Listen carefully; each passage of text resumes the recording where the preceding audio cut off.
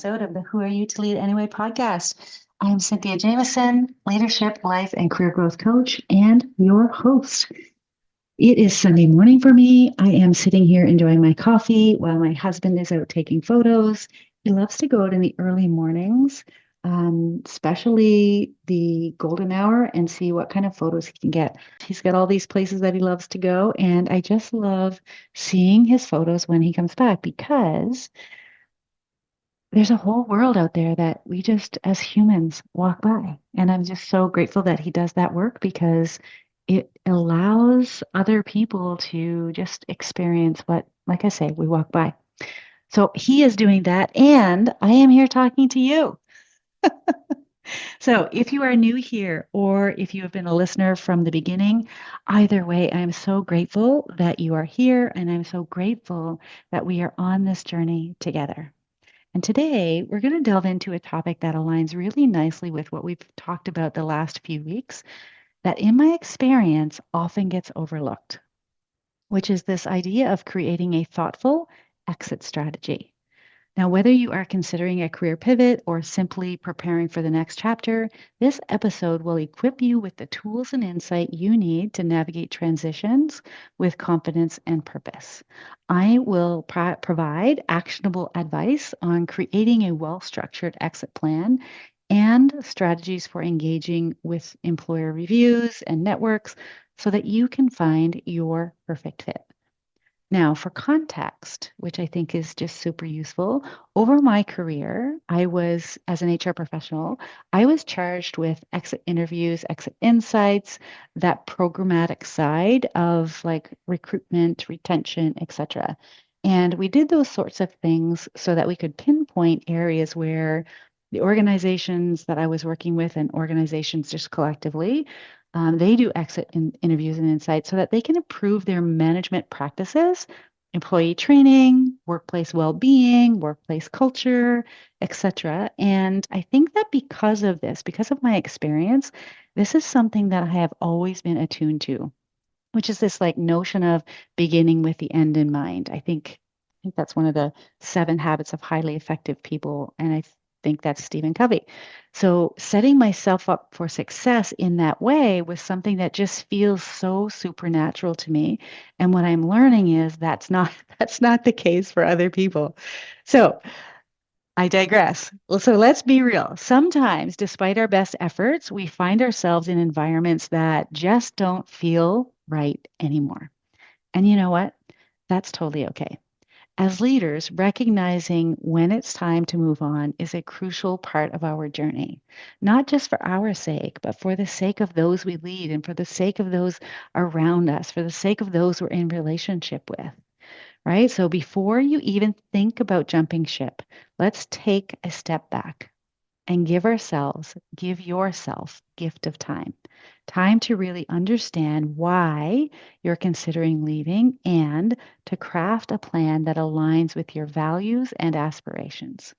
Now, within my experience as an HR leader and coach, there has been a range of concerns that I want to acknowledge. These are human concerns.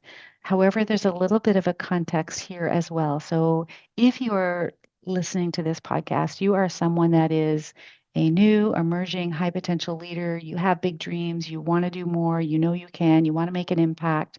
And with that comes some anxiety and some worry, some angst, right? So when you worry about how leaving a role impacts your career trajectory and your resume, those are things that are concerning for you. So ultimately, you don't want to damage your reputation or your professional relationships or be seen as someone who might be like, because this is another thing too, right? So one of the things that you think about is, well, what will other people think? What will other people say? So I don't want to be known as unreliable or unstable in some way.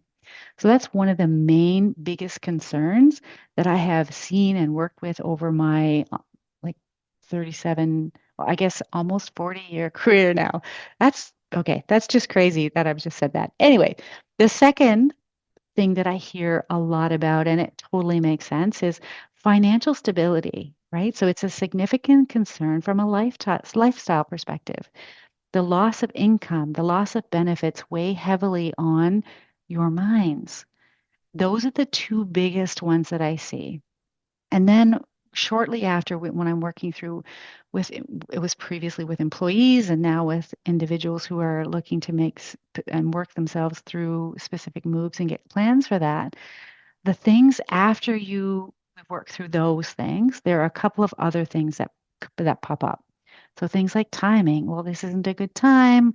I have some ongoing work. I have this project. I have team dynamics. All of these sorts of things add layers of anxiety to you if you're thinking about leaving. And so I want to acknowledge that what's often underneath is a deep frustration with how things are run within your current organization, right? So oftentimes I hear like there's a lack of clear direction, lack of recognition, I'm not being challenged, I'm not seeing the next growth opportunity. Those are challenges that I hear almost like, if not every day, every week. So having said that, the prospect of change brings about its own set of fears, which include starting over, adjusting to a different environment, and the uncertainty of whether the new role will even meet your expectations. That actually might be another podcast episode is like, if this is the case for you and you're creating an exit strategy, like what would be what would be your strategy for entry? So I'll make a note to myself about that. All that to say, this is a major life decision and not one to be taken lightly. So I want to now just share a client story, a story that perfectly illustrates the power of a well thought out exit plan. And as I share this story, you're going to pick up on different things that could be tips and tools for you to think about as it relates to your own, whether it's now, whether it's in the future. So, this client of mine has a burning desire to find an organization that truly resonates with their core values. The values that matter most to them in this search are financial stability, family, learning, and making a difference. So, together, we've been working on a lot of things, but we've worked on clarifying what truly mattered to them, the values that were non negotiable, their priorities, and identifying organizations where they feel they could thrive. Some of the work that we've done together, we revamped their resume and their LinkedIn profile. They researched organizations specifically in order to discern and understand their mission, their values, and their culture sections. Right? So they wanted to sift through those things so that they could get some information to understand what it would be like to work there. They got really intentional about breathing life into their robust network. I had them take on an exercise, which is like just starting from one and go to 100. Challenge yourself to find 100 people in your network that you could reach out to that could support you in your job search. From there, they began initiating conversations using a design thinking approach. Now, this is a method that allowed them to gather valuable insights while positioning themselves as a thought leader in their industry. It has been super fun to see this client shift from being a frustrated and stressed out leader, which is exactly how they came to me, to someone who is thriving throughout their search. And you know what? It is only a matter of time until they land their dream role. Given the positive energy behind their effort and their intention, like they are actually loving their search right now. And that's just super fun to see, right? So they will only walk through doors at this point that serve their highest and best good. So now back to you. Why is having an exit plan so darn crucial? So let's talk about it. And I want to break it down into bite-sized chunks. So the first piece is around maintaining professionalism. So no matter how frustrated or disillusioned you may feel, and I totally feel you, maintaining professionalism is key. Showing up for yourself, even though you're planning to leave or intending to even work through that process, is super important, right? So having a plan ensures that you leave on good terms. You preserve your brand and your reputation. It's about exiting gracefully, not burning bridges. This is not a time to do that. This is a time to think about your processes, your passwords, your reporting structures, and setting yourself up for a seamless transition of your work. It's an opportunity for an organizational knowledge transfer so that if you have certain expertise, knowledge, information, to transfer that to the people within your team that can carry that load going forward. This is an opportunity to not not just be courteous, right? But it's an opportunity to be essential with regard to ensuring that information you have in your beautiful brain gets transferred to someone else's beautiful brain so that things can go on when you are no longer there. Trust me, this is brand turned to life. Right? This is you setting the organization up for success, and they will talk about you in ways that you will never even know. That's the first piece. The second piece is around financial preparedness. Now, having a plan in place allows you to prepare for your departure financially. So you can save the money you need to save. Perhaps it's whatever many months it is that you want to have set aside just in case. I mean, part of your exit may be to take some time off and just recover from the experience that you had. Either way, right? It's time for you to save money. You can update your resume. You could start networking without feeling rushed or unprepared. And be sure to pay attention to the financial implications of your exit. So there could be things like bonus payouts or notice periods that you would need to hear that you would need to either be aware of or adhere to. And trust me, the timing of your departure can make a world of difference for you and for your organization. Now, this doesn't mean that there's never a perfect time, right? Like there is no perfect time. So just choose the time that works for you. Do your best in that regard. The third thing to think about is this is an opportunity to reflect and learn. Like reflecting on your experience isn't just about dwelling on the negatives, it's about growth. So, really take the time to identify what you liked and what you disliked about your role and use those insights to shape your future path, right? Remember, sometimes it's not the situation that needs changing, but the mindset that needs changing. I often tell to my clients or share with my clients, like, how you get there is how you'll be there. So, the client that I talked about earlier, like, what I said to them is think about the experience you want to have as you go about this job search because you can search for a role and be stressed, or you can search for a role and really enjoy it and thrive throughout it, as long as you take care of yourself doing it, right? So embrace the opportunity to create the experience that you truly desire as you search for or prepare to begin your next role. The fourth thing to think about is setting clear goals. Crafting an exit plan is not just about leaving at all. It's about paving the way for your future. Set clear goals for yourself. Envision where you want to be. Like, really, truly set aside time to think about that. And then chart out the path to get there. Now, my client, for instance, used their core values as guiding principles in their job search. And it's provided them with a sense of direction and a sense of purpose. Like they will not work with an organization that will not allow them to make a difference. They will not work with an organization that won't meet their financial requirements. They will not work with an organization that will not see learning as something that's important, right? There are organizations that the moment budget cuts happen, the learning team is gone. This is not a place for them. Right? So there's insight to be gained there, and it can really, really help you get that sense of direction and purpose about your search and what's meaningful and important for you. This is really you owning your journey, owning your career trajectory, owning your path. The fifth thing to think about is this is an opportunity to explore, right? So planning your exit doesn't mean you have to jump ship immediately. It's about exploring your options and making informed decisions. So, whether it's seeking opportunities within or outside of your organization, it could be yes and at the same time. It could also look like starting a side gig, I mean, quick caveat, when the pandemic hit us in 2020, I was starting to coach. I mean, I'd done coaching, I've been coaching for the last 8 years, but I had an opportunity then within the pandemic to really serve and support leaders who I knew were going through a time of crisis. And so I mean, in words I wouldn't have thought about it at the time, I created a side gig.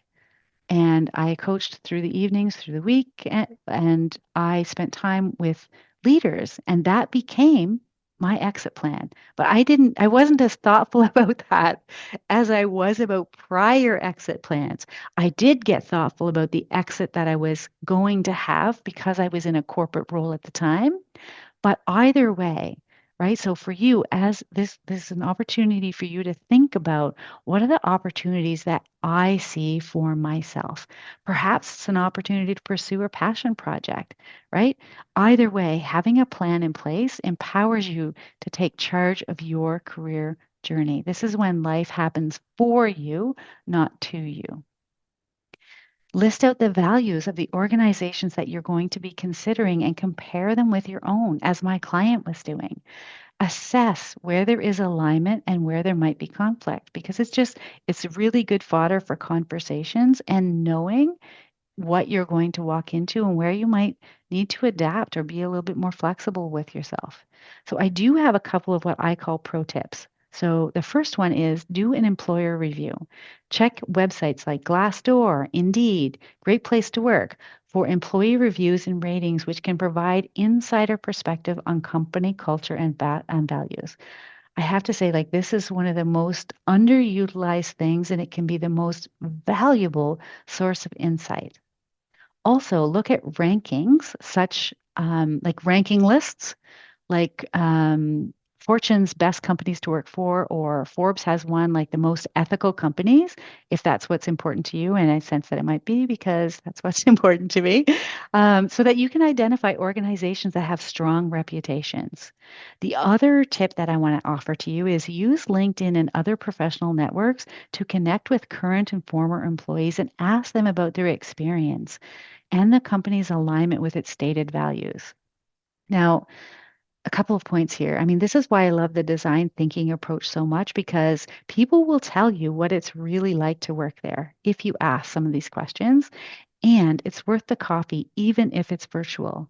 The other thing is you would have interviews and you would have those sorts of things. Of course, that would be the natural next step, but really notice when you're waiting in the lobby for the interviewer to come and get you, like notice the conversations that are happening between colleagues that are walking by. What are they talking about?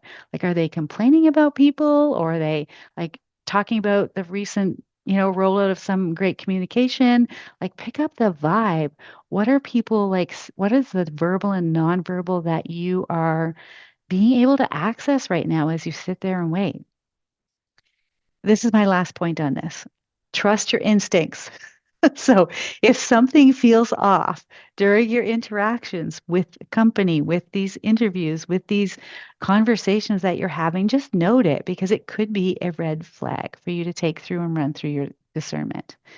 Now, the last thing here to think about is like there's legal and practical considerations when you think about exits, right? So before you make any moves, it's crucial to understand those sorts of implications of your departure.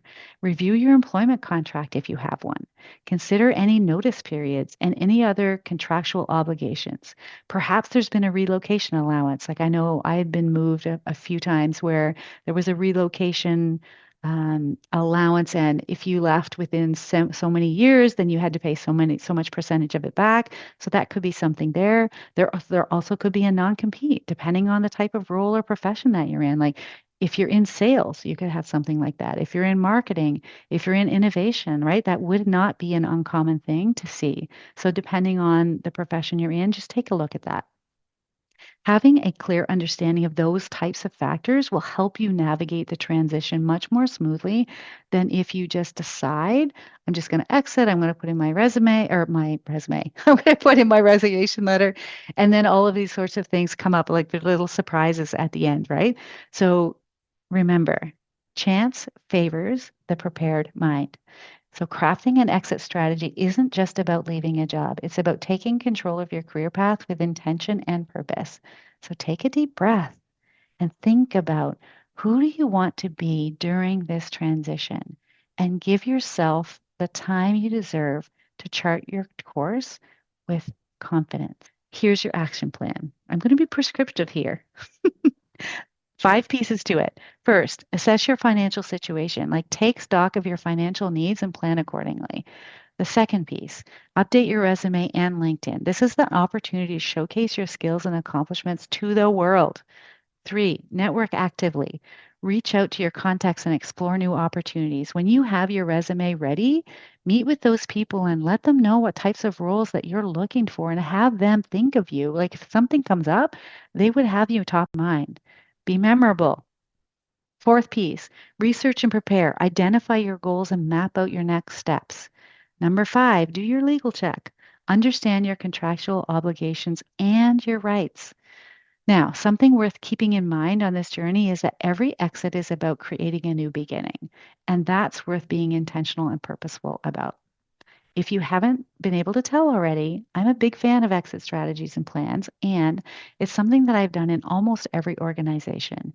Now, what that looked like for me is creating standard operating procedures, creating calendars of commitments. Like when I was leading, I'm talking about when I was leading teams, right? So I would leave behind all of this information, documentation, processes, contact information, phone numbers, passwords, various things that needed to be done on an annual or routine basis, right? All of those sorts of things. I was very transparent about that because everyone was successful then.